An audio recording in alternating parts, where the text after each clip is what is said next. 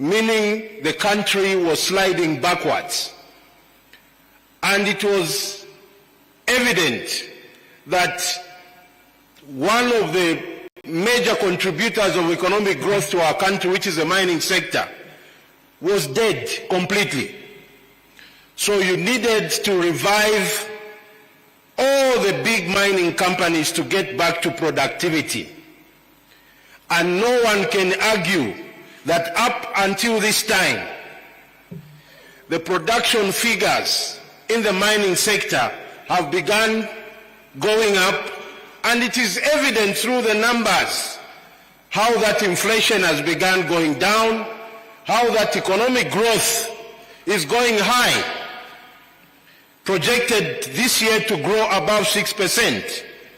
It's because you had purposed that, Minister of Mines, there will be no mining in court.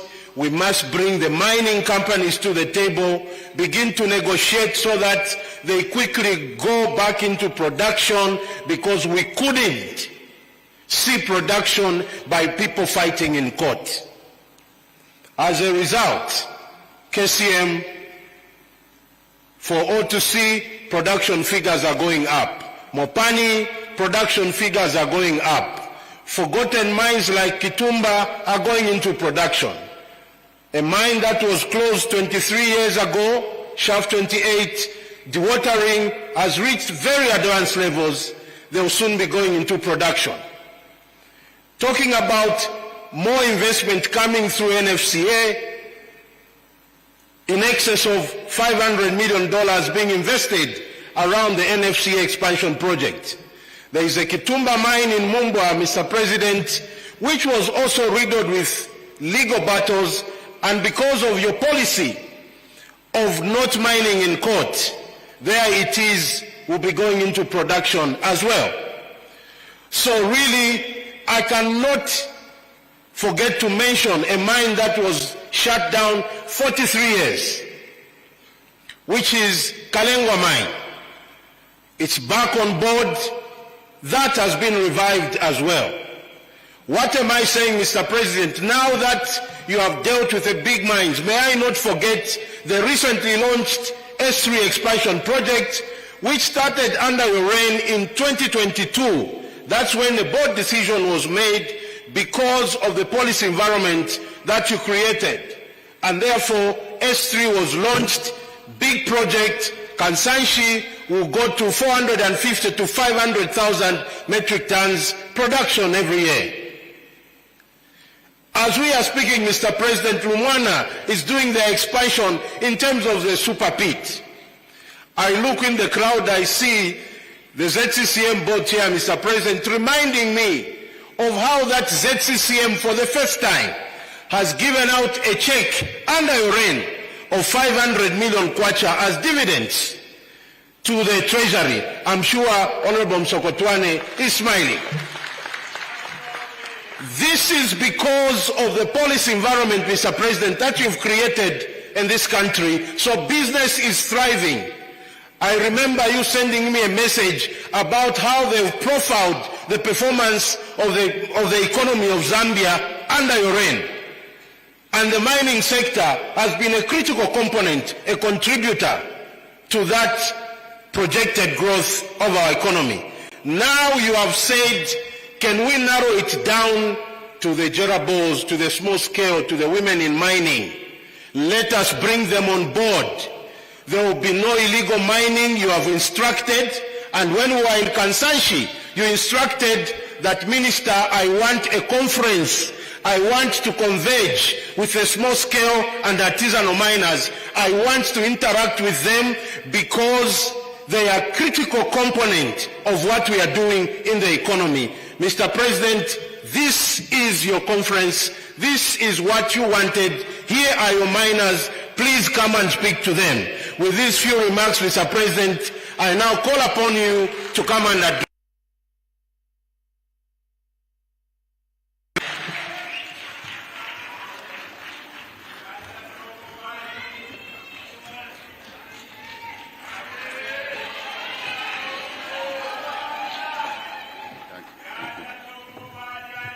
You may take your seats, please. Thank you very much. Please do take your seats. Thank you very much. Let me acknowledge the Minister of Mines and also Cabinet colleagues from the country and those that may be coming from outside the country, our country, Provincial Minister, public sector workers, all of you, central government, local government, business colleagues that are present here, Chairman of ZCCM and your team, and I know some number of mining houses are here and their leaderships, we acknowledge you. The Chamber of Mines, very important partner to us on this road, on this agenda. We acknowledge your presence. The Federation of Small-Scale Mining Associations of Zambia, you are the reason we are here today, so we acknowledge you. The President of the Association of Zambian Women in Mining, Zambian Women in Mining. We recognize you. These women have been resilient over many years. I've been watching them for the many, many years, even in my time in business. They continued pushing, and we appreciate the work you've been doing, but we want you to explode your business activities. That's why we're here. Members of the Diplomatic Corps, I've seen a number of those, a number of you, rather, cooperating partners that are here. And indeed, I want to acknowledge delegates from outside Zambia, here in different capacities, some representing their countries, so we can exchange experiences. That's very important. So I'm very grateful that you took time to come out here. So we recognize you. And may I just say, distinguished guests, but more importantly, the artisanal and small-scale miners, yourselves. Thank you for coming and answering the call that we should meet in this manner. Let me acknowledge the press who do lots of work, and we take them for granted that they will communicate what we do, but we want to give you special recognition for being present here today. Ladies and gentlemen, let me not take time to articulate the theme which you all know already. Let me not take too much of your time to repeat what has been said by my colleagues already, but before I go into the emphatic areas, I want to spend time on this subject of artisanal and small-scale miners. I really want to reiterate our honor to officiate at this 2025 Artisanal and Small-Scale Mining Conference. A conference, as you heard from the Minister of Mines, we motivated because of some of the reasons that I will articulate. We motivated that this conference must take place because it's very, very important that we do things in an organized way, in an orderly way, in a methodical way. Otherwise, we'll lose the opportunities that lie in front of us because we're not doing things properly. So thank you for being here, and I also want to repeat my appreciation of welcoming the delegates from outside of Zambia. In our region here, SADC, outside SADC, on the continent, and from elsewhere. Once more, thank you for coming.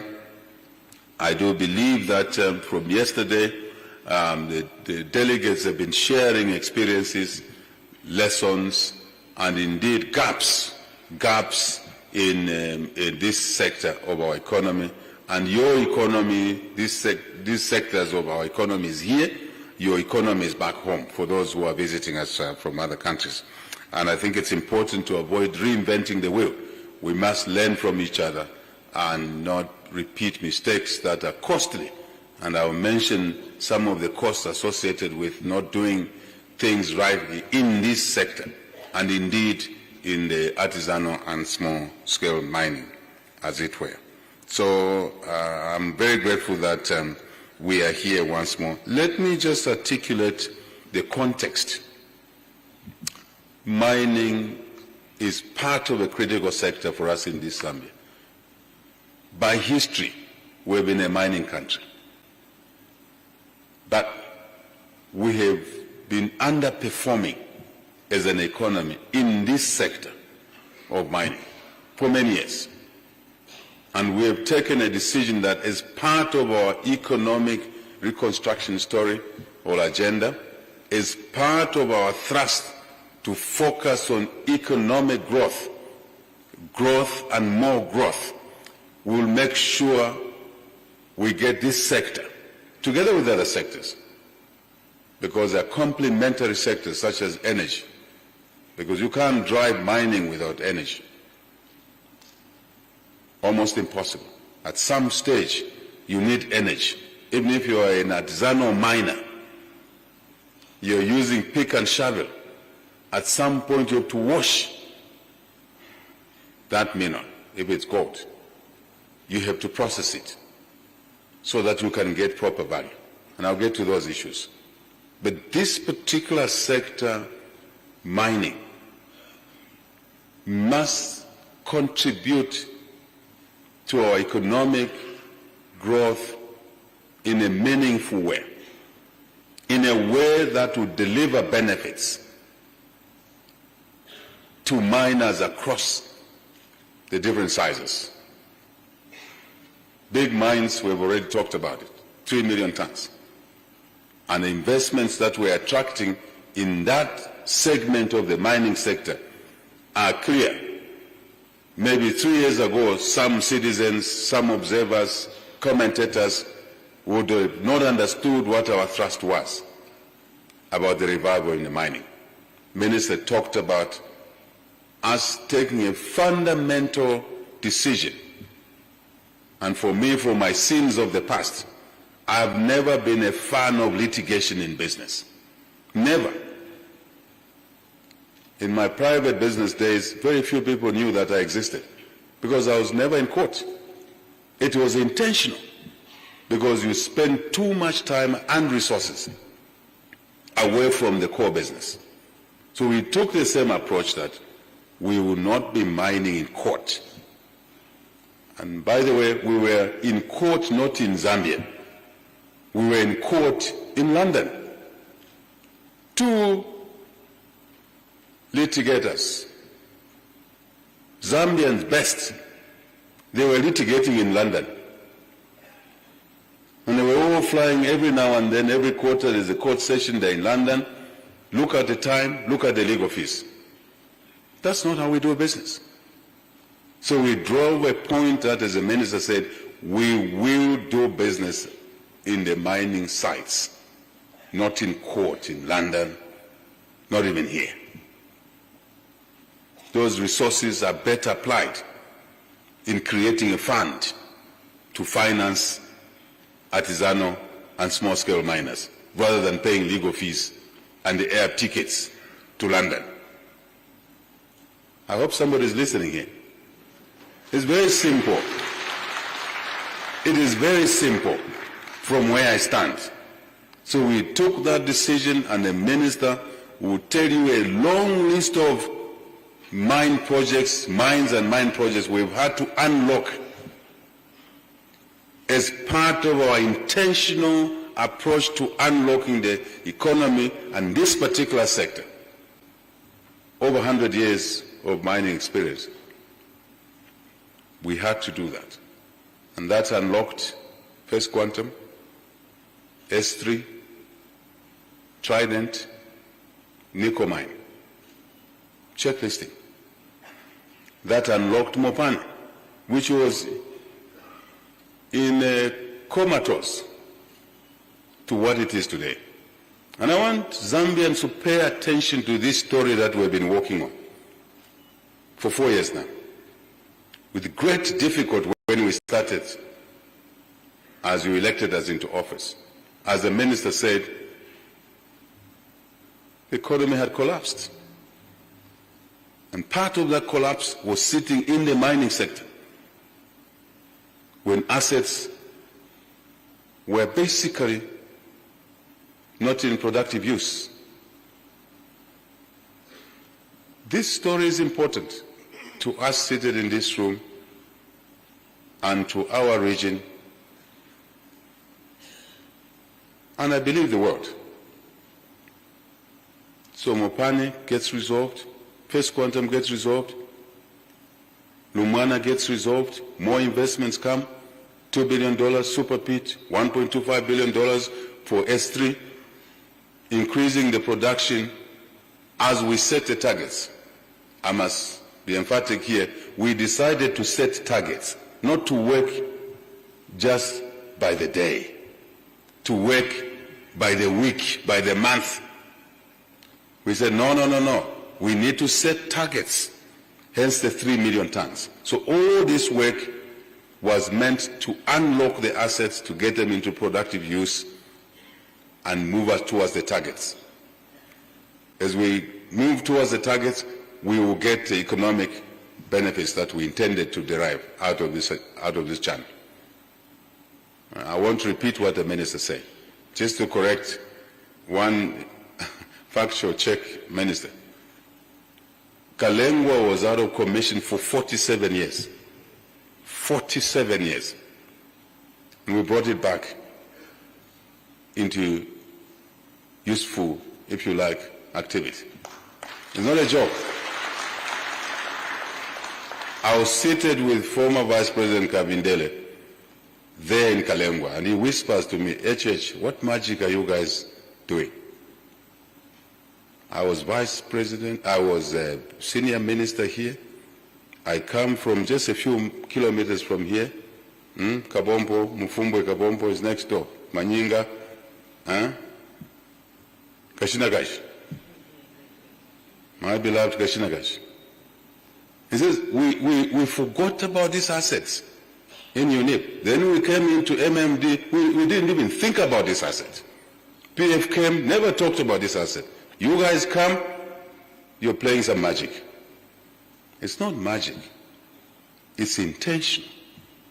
And I want delegates in this meeting to understand that we are here to discuss and walk away from here with clear intentions how we can extract value from artisanal and small-scale mines, as we have done on these assets that I'm talking about.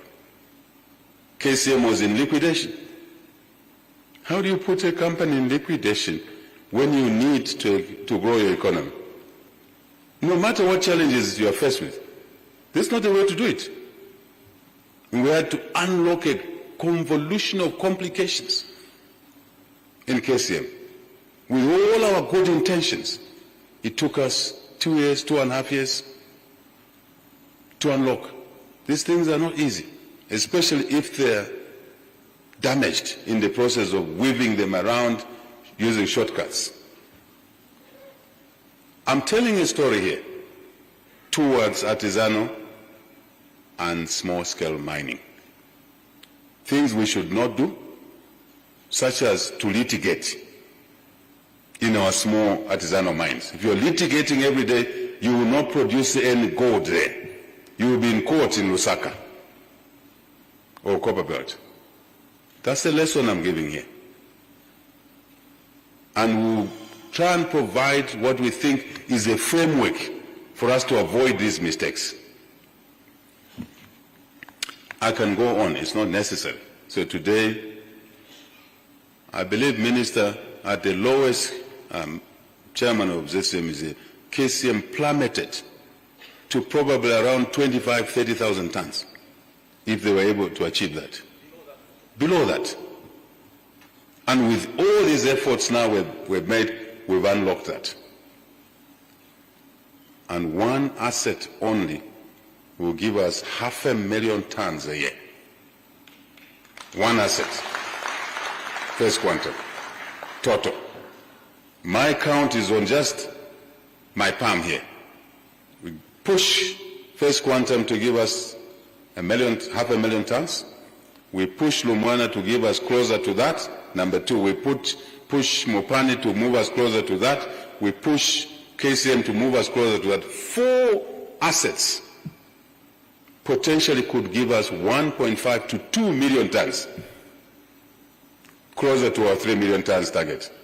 When we set that target, a lot of our competitors in politics said,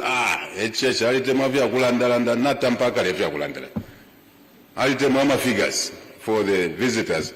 Our political competitors say, no, this president likes giving figures and setting targets. He can't achieve those targets. There we are. But to do that, we had to do certain steps, walk certain steps deliberately. Lesson for artisanal and small-scale miners. You can't go there and start pushing your pick and shovel without a proper plan. What will result is deaths. 22-year-olds, you'll be burying them every week. That's what we're here for. To put context to this conference by pulling lessons of even big assets that could not even produce 100,000 tons when they had the capacity to produce 500,000 tons. Colleagues, you artisanal and small-scale miners, you need to know that we love you. This government loves you. This president loves you, right? And there's no leader who loves his own family members who drive them into suicide every day. Then you are lying. You don't love your people.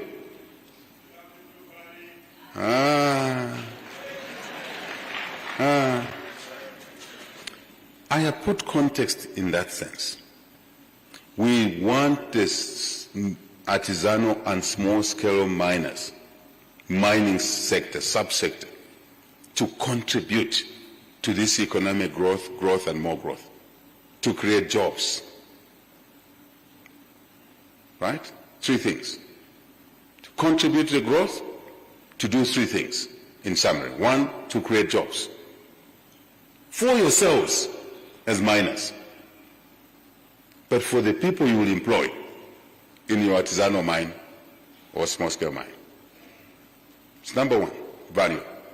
Number two, you will create business opportunities for someone to supply you with a pick and a shovel and a front-end loader and a tipper and indeed maybe an excavator. You give somebody a business opportunity. They too will create jobs, more jobs. Very simple. But the suppliers of fuel, the suppliers of spares, replacement, as well as replacing equipment. Very simple. You create a job for the mine plan designer to design your mine plan. I'm simplifying this story so that after this conference, we walk together as a nation. In what? One direction. Not in different directions. We walk in different directions, we've lost it. And I'll tell you how we will lose it and how painful it is to lose the direction. Very simple. Number three, we will create treasury income. So one is the jobs, two business opportunities, more business opportunity, three treasury income. Which income we need to open up roads in Kikonge, in Kasempa there, in Lumezi. How are you going to mine without roads? What you do with the supplies, because you need food to come in there. That is why in Kikonge, the price of meal went up from 200 PS to how much? 350. The price of meal into the mining area in Kikonge almost doubled because you can't access that place. You see the importance of working together properly.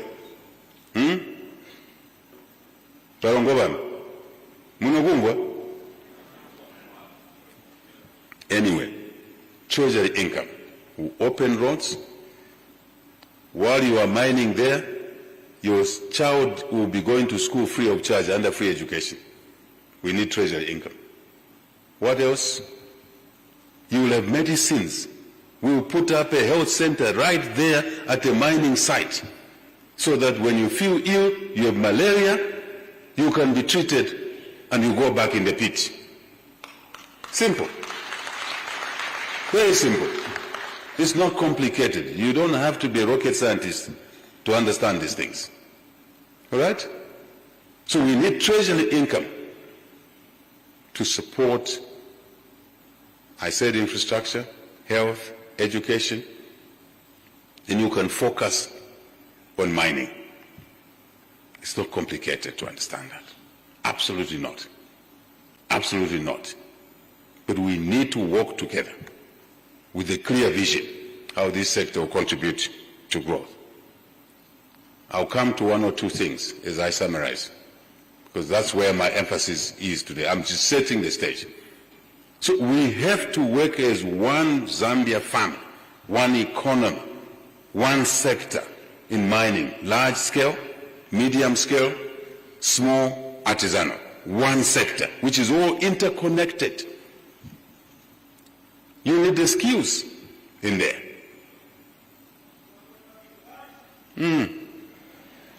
Sometimes I wonder that, what have my countrymen and women become? Pulling in a death trap and even encouraging more to go in so they can die there. How does that make you successful? I think I've said it all. Let me now focus on 4 things only, which this conference must pay attention to as we pitch the story together, patch the story together, call it anything. 1, 4 minimums in the mining sector overall, large, medium, small, artisanal. Call it micro if you want. 4 minimums, and only these minimums. I said minimums. When they apply, you go and mine. If they don't apply, you will not be allowed to mine there, for the reasons I've stated, and the ones I'm going to articulate. 1, legal mining. Legal mining. I know the minister will have touched on these things, but legal mining is a prerequisite to any mining, large, medium, small, artisanal, micro. You have to mine legally. If we don't have a license there, individual or cooperative or corporate entity, you will not mine there. Because this country, part of its growth agenda is to create an environment of law and order. When there's no law and order, it's sangwapo. Everything goes when there's no law and order. The job of the Minister of Mines is to facilitate legislation, issuance of licenses. That's the job of mines. Cadastre, everybody. Legal mining. Let me ask you artisans, who has a house of their own there? Artisanal small-scale mines. I want just a hand. Who has it? Or women in mining. Namakawa, I know you have a house, your property. Where is she? Yes. And the what? Okay. In your house, you have a small yard. How big is your house? Huh? How big is the plot where your house is? Okay. All right. You may take a seat. If you have a house of 50 meters by 50 meter plot and you have a house there, and you have a small garden inside the house, you have a small garden inside, would you allow a passers-by to walk in your yard and set up their own garden and use your water in the house? Would you allow that? What would you do if you found them doing that? Be honest. What would you do? You will ask them to leave, isn't it? Why would you ask them to leave? That premise belongs to somebody. And if they don't leave, the next time you're going to have is a fight there, isn't it? And somebody will be injured, the police will be called in, and an arrest will be made. So that if she wants to put a lawn in her yard, the house and the lawn, she can do that. But I'm encouraging you, Zambians, to put a small garden. Muziri mavindu bakudya. Oza dunkala chap. Right? Now, you have understood where I'm going. If you have no license and you claim to, what's the size of artisanal and small scale mines? 200 hectares? Huh? Huh? Small scale. What about artisanal? Okay, 6 hectares. My minister. 6 hectares. Thank you, sir. I'm joking with him. So 6 hectares. Now, in that 6 hectares where there's alluvial gold, you go in and start digging. The neighbors hear that there's alluvial gold there. They too also pick up a pick, and eventually on 6 hectares, you have 1,000 miners. Do you know what will happen next? You start hacking each other, isn't it? One will pick a shovel and hammer the other one. It is human behavior. It is normal. That's why someone must have a license to that 6 hectares. So that you can wake up every day and go mine in that 6 hectares, and you won't find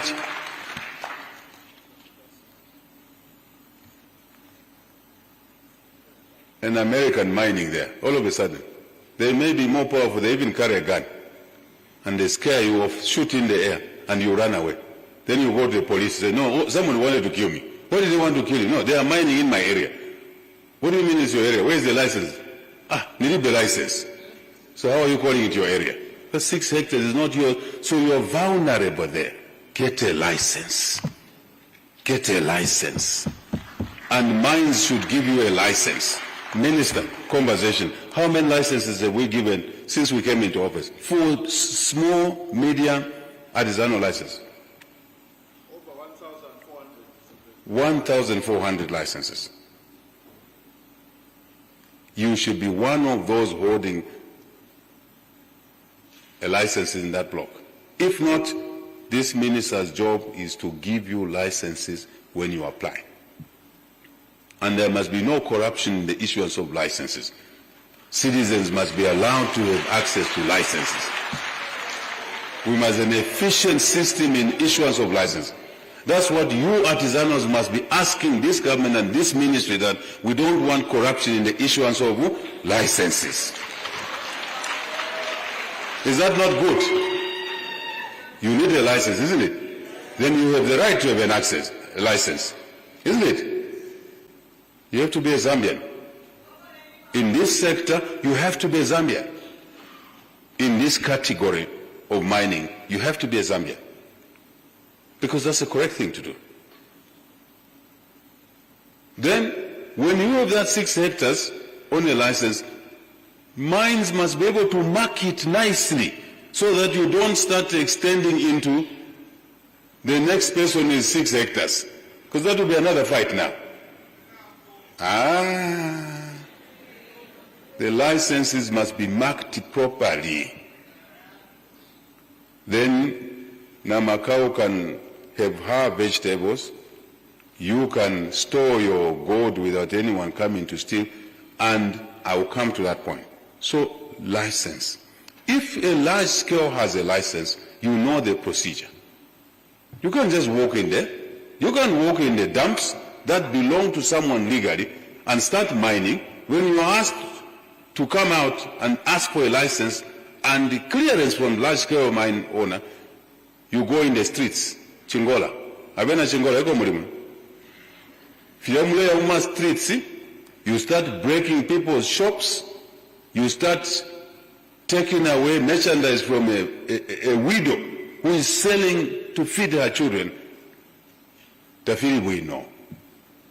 Put yourself in the owner of that shop. Someone comes and breaks your shop, takes away the minimum, they haven't paid for it. Put yourself in that situation.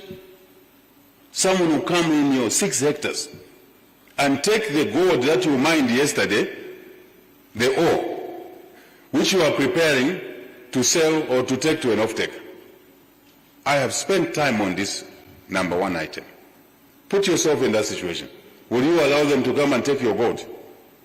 Be honest, will you allow them to come and take your gold? So why are you going to some innocent person's shop, you break the shop, and you take millimeter? That is what is called lawlessness.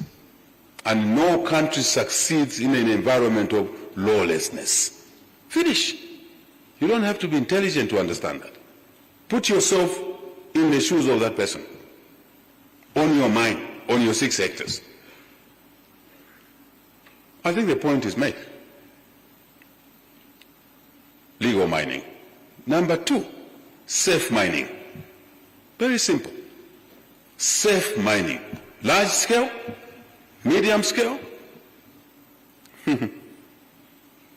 small, artisanal, micro. We must mine safely. I see geological colleagues here. I see mining engineering people here. I know you by face, some of you. One of you, I'm looking at you directly there. Right?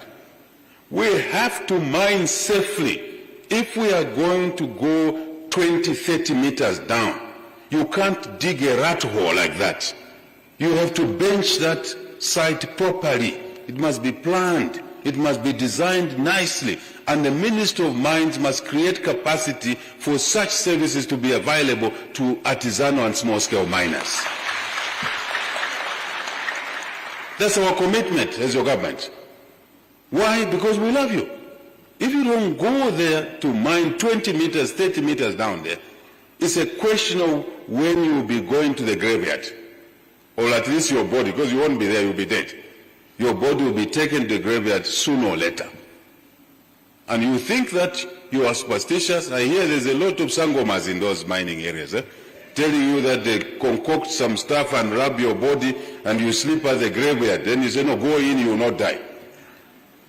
That sangoma wants your 6 hectares. He wants you to die so that he can now take it and be the owner. I hope we're together. I'm not joking. On this continent, one of the things we should fight is superstition. Right? It's damaging businesses, damaging lives, killing people. The sangoma concocts you, gives you a concoction, you go in the pit, which is not planned, it collapses. Then you die. Then when the relatives go to your sangoma to say, but the man you gave a concoction has died. He says, no, he didn't follow instructions. You see? Bubera. Wenye. Boza. Kubeya. Let's not go that way. You do wrong things, you will die there. In Chingola, we have been burying our beloved young people over and over. We don't want you to die. We want you to mine and become wealthy there. That's the interest that I have. That's why you elected me into office, is to protect you. That's my job.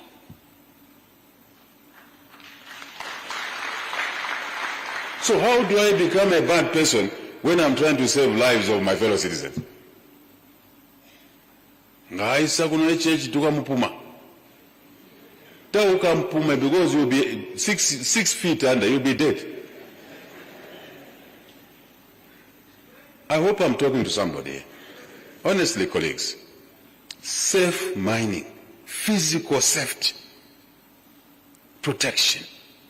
What are the elements of safety? You cannot treating the mineral you mine using mercury. You are polluting the water bodies. We can't clean that gold with mercury because we're going to pollute our streams and rivers. And when you go to Lusaka, come to Lusaka, you live in Lusaka, you are drawing water from Kafue, which is purified, comes in your homes, that water will be all, if you like, destroyed. Which president can sit and wait until all the rivers are polluted? Because you're using wrong processing methods, which are damaging to the environment. Trees will die, fish will die. We've seen it. Safe mining. Safe mining. Parongobam. Mwe bananti. Nzumo mwe. That's the issue. How does your president and your cabinet and your government become bad? By saying, let's not pollute the water, we need the water to drink. We need the water to feed our animals. We need the water to irrigate our crops. We need the underground water to dig boreholes so that every school, every clinic has water and sanitation. How do we become bad when we ask you to protect your environment? And you get angry, you go in the streets, you start shooting policemen. Kikonge. I corner man. I corner. I corner man. I corner. I corner. I corner man. I corner. Can't do those things. That's what a responsible government does. But yet, we want you to be rich. We want you to employ people. We want you to make money. But we can do it without destroying the environment and without dying every day. I think you've got the theme on number 2. So legal mining, safe mining. Number 3, formal trade. Formal trade. When you are mining there as an artisanal or as a small-scale miner or medium, large-scale, we want you to trade in that metal in a formal way. We don't want you to put it in ukwa bags and go to the airport illegally and try and export it. When you are caught there, you'll be jailed. Back to law and order. But we want a formal market arrangement. You are producing gold, mining gold. Namakau, you are mining emeralds. And you, tourmaline, you are mining aquamarine. You are mining amethyst. When you have mined, sell it in a formal channel. Don't sell it to illegal buyers, because that promotes the 4th point I'm going to make. Sell it to a legal entity. That's why we're bringing in ZCCMIH, ZamGold, we're bringing in others, structuring transactions around there, so that you, when you mine your gold, you may not be able to process it, you are able to sell those ounces of gold to a ZamGold or to an off-taker who will pay you a fair price, and you make more money than selling your gold at a quarter of the market price. You need that, so that when you make you suffer the lot, you produce your gold, and you are selling it in the form you produce it, before it goes for processing, you are paid a fair market price. What is wrong with that? Is there anything wrong with that? So because we want you to make money, you will be paid a fair price. But Minister of Mines, ZCCM, that's where we come in, to provide an off-taker. And at that point, we may partner with an international business who has experience, which has the resources to bring on the table. It means now, while we are saying artisanal and small-scale mining is for Zambians, but there's an opportunity for international investment to come at a buying point. I hope you have seen the connection there. Simple. And then we must process, Mr. Musonda, Festo Musonda, we must provide processing facilities. The reason the artisanals are doing wrong processing with mercury is because you are not there to buy the raw material and process it properly. So this conference is saying to you, be available in Kikonge, in Kasempa, in Chisamba, in Impika, in Shiwangandu, in Mapatizia. Be available. If it's not you individual, let's work out a system where many players will be available to off-take and to give our small-scale, medium-scale artisanal miners the market. Please take your seat. Is that a problem, colleagues? Shouldn't. Then we refine the gold. Then we sell the gold to Bank of Zambia, our central bank. That's what Constantia is doing. I've been chatting with them, a large-scale company producing gold in their Constantia mine, and they then sell it to Bank of Zambia. in a formal economy and more foreign exchange is generated, and then we increase that foreign exchange, we stabilize the kwacha. That's why you see the kwacha stabilizing, because of these measures we put in place. And then when you buy your excavator, you pay less kwacha for the same dollar price of an excavator, because your kwacha has reasonably appreciated. That's a connection. That's what I came here to discuss today. You benefit from a kwacha. We import capital items, you pay less kwacha for the same machine, which before you used to pay a lot of kwacha. You benefit there. Your government is arranging things so that you can benefit, and you can be strong artisanal businesses, off-take agreements, formal trade, earn money through the banking system, not in okwa bags. Very simple. Not in okwa bags. And if you have problems there, tell us, your government, to say, we are here at a conference, we have heard you, Mr. President, but we have these challenges, 1, 2, 3, 4, 5. And we will list those challenges and we will work with you to resolve those challenges. Finish. You got my message. I can give more examples, but you got my message. Number 4, hear me out. No large-scale miner, no medium-scale miner, no small-scale miner, no artisanal scale miner or micro will be allowed to mine in an area like Kikonge and bring insecurity there. So security. No mine area will be allowed to bring insecurity there. Armed thugs there. This Minister of Home Affairs is seated there. This Minister of Mines is there. And the Minister of Defense will tell you when they went to Kikonge, they found military guns there. Automatic rifles, machine guns there. What were those guns taken there for? Is to kill somebody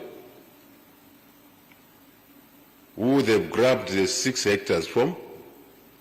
A fight ensues. They are afraid to kill in the day. In the night, you knock off from your pit. If you didn't die that night, you walk home, you are shot dead. Because you quarreled at the site. Back to license legal mining. You mine your gold, you put it for sale tomorrow. In the night, someone steals it, you resist, they shoot you. Very simple. Security in the mining areas is national security issue. This country is doing geophysical mapping, high resolution geophysical mapping. We are about 30% there. We don't want the results of this mapping to bring more conflict. Eventually the whole country will become a country of bands of militias. And you yourselves, who you think you are clever, you take a gun, you invite someone, even a foreigner, to bring a gun, and there's a culture of killing they've come with in this country, and they start killing, you yourself is the target to be killed. How does that help you? And you've invested all the little money you had in that mine, and you are shot dead. The police go there, the police were attacked in Kikonge there. Do not attack the police. Do not shoot someone. Even within the same mine, if you don't agree how to mine, you get a little gold, there are 3 of you, you have a cooperative of 3 or 5, you start killing each other. Then the habit of killing grows. Killing human blood, once you spill it, it will drive you to kill more people.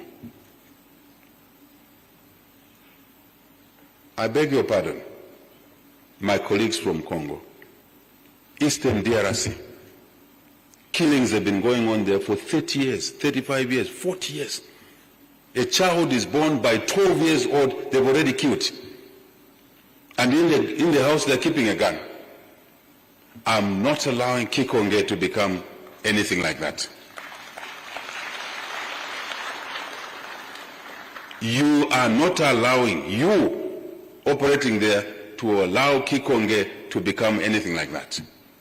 Chingola, Mufrila, Lundazi, Chama, Chamukahie, Rufunsa, Mapatizia, Shiwangandu, Mpika. Now, if we create these conurbation of violent centers, what country are you going to be left with? Even a farmer who is going to the field will be gunned down. Then there will be no food. Then the price of food will go up. Then the inflation will go up. Then you come and shout that HH has failed to run the country. Icona man, Icona, Icona. Icona man. Our love for you is to make sure that we mine properly, in a legal way, safe way, four more way. One, legal. Two, safe. Three, formal. Four, security. If we create more Eastern DRCs, what do you think Africa will become? What will Southern Sudan become? What will be Sudan come? What will be Sierra Leone come? You know the story of Sierra Leone. The whole Congo DR, Katanga here, what will it become? There need to be a continent of bloodletting. How can there be leaders calling ourselves leaders and we're allowing our continent to generate into rivers of blood and polluted waters? Where will be our pride? Where will be our responsibility as leaders? Nothing. That's my message. That's my message today here. And I invite you to share in the value, the positive aspects of these four core areas. And we as your government will facilitate to make all of these four areas possible so you can do business. So you can sleep after a hard day's work at your mine, you can sleep there. And food will come in because there will be a road there. And there will be a clinic there. And there will be a borehole for water there. And there will be a school around there. You can't take children out of school and put them in those rat holes. They have a future. They are the next presidents. We have given free education so that all your children, while you are mining, can go to school.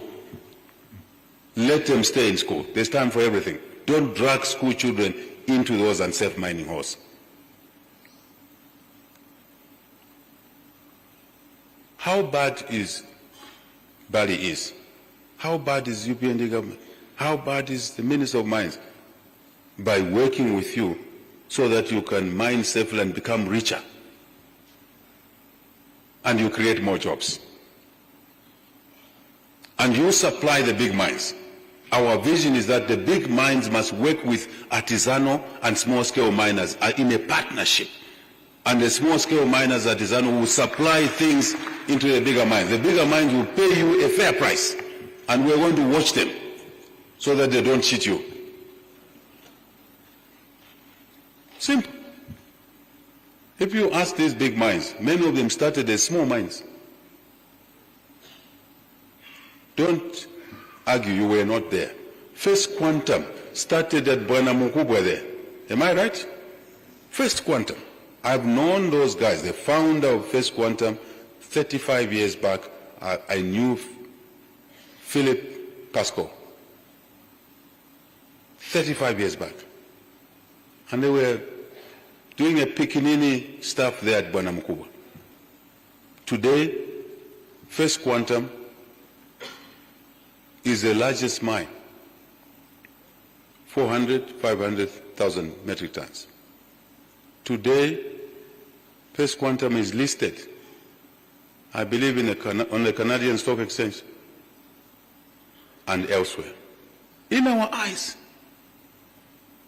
today First Quantum is the largest single taxpayer in this country. Minister of Finance is there. There's no one who pays more tax than First Quantum Minerals, which started Pikinini mine in Bwana Mukubwa in living memory. So you too can be the next First Quantum, you who are seated in this hall. I have a message for fellow citizens. When you say this government has given away tax revenue to the mines, you are wrong, please. The ones partially funding free education is these mines. Minister of Finance is there. When we came in 2001, on average, before we changed the dividend model, we were getting how much money per year? Roughly $10–15 million. Am I right? What are we getting now? On only one line, not minimum loyalty, just on the loyalty on the dividends. How much are we getting now? 60 to what? Average. Roughly, Festo. Huh? Okay. 60s. Right? From 10 to 15 per year to $60 million per on only one revenue line called minimum loyalty. Not minimum loyalty, loyalty model. The minimum loyalty is different. Now, numbers don't lie, fellow citizens. Why are you misleading citizens that we as a new government has now given away more tax revenue to the mines? We are collecting more money now. Just one revenue line, you can't even compare. 10 to 15 to 60. We have increased the revenue on that revenue line fourfold. Numbers don't lie. There's a Minister of Finance, there's a chairman of ZCCM there. That's your company. You own it. You own First Quantum Zambians. That's your company. We have structured shareholding there. You own Mopani. 49% of Mopani is owned by citizens of Zambia through ZCCMIH.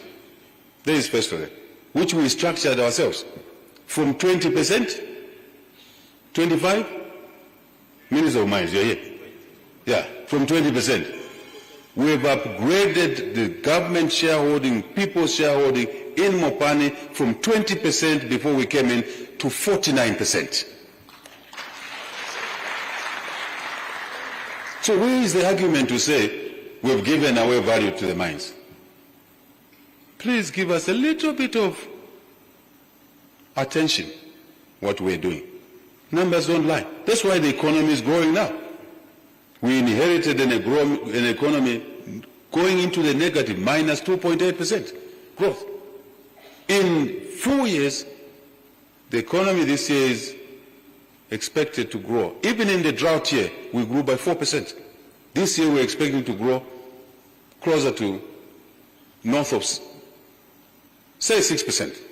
4.8, 5.8, 6%. If we were not taking these measures I've given you today, we would have never been growing to this level. When we came into office, tourist arrivals were 500,000 per year. Last year, 2024, the tourist arrivals went to 2.2 million people. I have knowledge of this business, a little bit of knowledge. And the numbers, you don't even have to calculate. Occupancies are high. Restaurants in the lodges, hotels are busy. Laundries are busy. Simple. Deliberate, intentional. We want this growth to come into the artisanal and small-scale mining, which we can track. And we want to see wealthier artisanal and small-scale miners who did not die yesterday in the pit, but they are alive to enjoy their sweat. It's as simple as that. And I want to end by saying your government is committed to making your lives better. Our aspirations when we took office, I sent that Minister of Mines to Ghana very early on in a visionary way. I sent him to Tanzania to see what our friends are doing there. Now time has come to address the artisanal and small-scale mining subsector so that it too can grow the way First Quantum has grown, the way Lumwana is growing, the way Mopani is growing, right? And we'll set up a deal room If you have a license, you have no money. Don't sit the whole day at food fair in Cairo Road there, selling a license in a briefcase. Then tomorrow you say, no, I have no license. But the records show that you got a license. You are one of those who got a license in the 1,400, and you sold your license. Then you start shouting on Facebook and WhatsApp that this government is not giving licenses. The record is there. So we'll be watching you who are posting that you don't have a license. We will then send someone to respond that you owned license XYZ, you sold it at food fair there in a briefcase. We don't want you to sell your license. Find a partner. Find another Zambian. So we'll facilitate that. Right? Honestly, it's a very important day today. We have not forgotten you. How can we forget you? Now we have dealt with other issues, we are dealing with you now. Let's work together. And this sector will do what the Ghanaians are doing. The artisanal and small-scale gold miners in Ghana are pushing more gold than bigger companies into the Ghanaian economy. And I phoned my brother there, President Mahama. And one of the messages that's coming clear, he says, in his first term, he tried to introduce that people were making noise, betting around, calling him names. He comes in the second term, bang! He does it, because it's the right thing to do. And then you see the economic value. Gold is contributing substantially to the Ghanaian economy.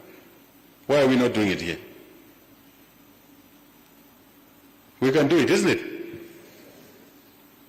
We can do it, isn't it? Women in mining, we can do it, isn't it? Let's work together as a team. Financing is part of what we need to provide. Equipment is part of what we need to provide. But if you are mining through these 4 areas, you will be able to pay back the loan for equipment because you'll be paid a better price. Everything's connected. It's a jigsaw puzzle. Every piece leads to another piece fitting in. Thank you for your attention.